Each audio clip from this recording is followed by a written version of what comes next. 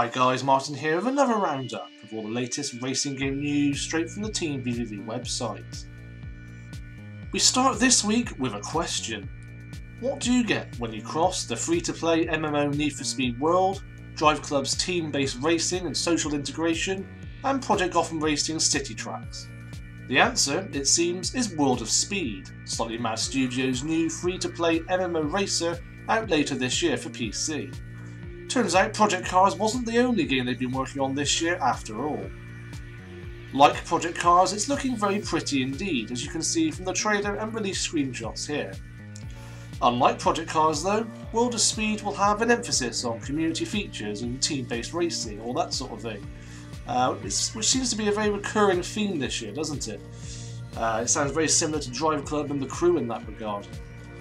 Unlike The Crew, it won't be set in an open world, so you'll be confined to the track. Licensed tracks such as Brands Hatch will be featured, along with a series of street circuits set in locations like Moscow and London, which is good to see really, considering there's still no Project Gotham Racing sequel in sight. All sounds very good then, apart from one slight niggle.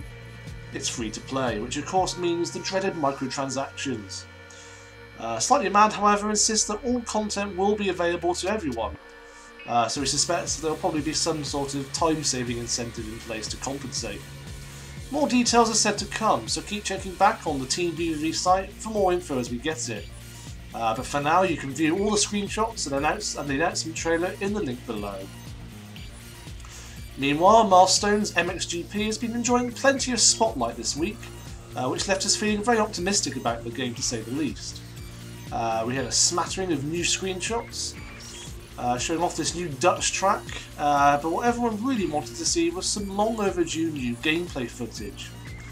Thankfully, that's exactly what we got, with a video showcasing the impressive track soil deformation and first-person rider view. All in all then, MXGP has the potential to be the most authentic motocross game yet, which is further explained in our developer interview, which you can watch in the link below. Elsewhere, Zuma Digital is making us play guessing games with a job listing for, and I quote, one of the most successful driving franchises of all time. Tracing back through their back catalogue, they released games in the past such as handheld Tocker ports, the recent Outrun sequels, and more recently Sonic Racing Transformed. Don't forget though that several ex-Bizarre Creations staff work for Zuma Digital. So personally, I'd put my money on this being a potential Project Gotham Racing sequel, which has been a long time coming, let's face it. Feel free, however, to let us know what you think this mystery sequel could be in the comments below. iRacing is offering a chance to get behind the wheel of a real-life stock car in collaboration with car fluid manufacturer Peak. All you have to do is participate in iRacing's virtual Peak Stock Car Dreams National Series, where the winner will be entered into its real-life equivalent. It's always great to see talent spotting opportunities like this after the success of the GT Academy. You can find full details on the event in the link below. Lots of new track reveals now, starting again with iRacing. The Circuit of Americas was announced for the subscription-based sim in a very extensive behind-the-scenes video, which takes a look at all the painstaking attention to detail the team applies when building these tracks. We saw this same absolutely obsessive attention to detail before in the Bathurst track, which was recently released. It was so detailed in fact they actually took the time to accurately model every mailbox in each neighbouring household. As such then, iRacing's Bathurst was crowned as the most accurate available in any racing game at the time by many. So we fully expect the next circuit to follow suit. Then we had the release of the revamped Silverstone for R-Factor 2 with its new surface modelling. What this means is that it now accurately simulates the track's bumps and elevation changes from real data. Also, the international layout has been added as well, which is good to see. You can view a full list of changes along with a number of videos showcasing the new Silverstone in action in the link below.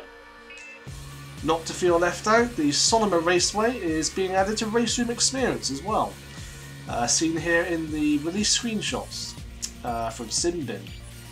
This will apparently be the first of many new tracks scheduled for Race Room as well to keep you playing. Now, Technics has said before there's much to look forward to in Auto Club Revolution this year, and they appear to be staying true to their word with the announcement that the Le Mans winning Bentley Speed 8 will be arriving in Auto Club Revolution at some point by February 19th and can currently be pre-ordered. Those of you who read my 2014 preview article may remember the 90s arcade racer, a tribute of sorts to the glory days of the classic arcade racer, when games such as Daytona USA dominated arcade machines. According to the developer, the 90s arcade racer is currently on track for release in mid-2014, with news that it's currently being ported from PC to Wii U, which, despite its initial setbacks, is proving very capable of running at 720p and 60 frames per second. Certainly looks like great fun, and will no doubt fill us with nostalgia when it's released, so it's safe to say we're very much looking forward to this one. Also on our indie radar is Distance, a survival racing game where you control a very futuristic looking car and boost, jump and even fly away around a vibrant city, from the same people that brought us Nitronic Rush. Visually it looks very stylish indeed, in fact it looks just like something out of Tron, doesn't it?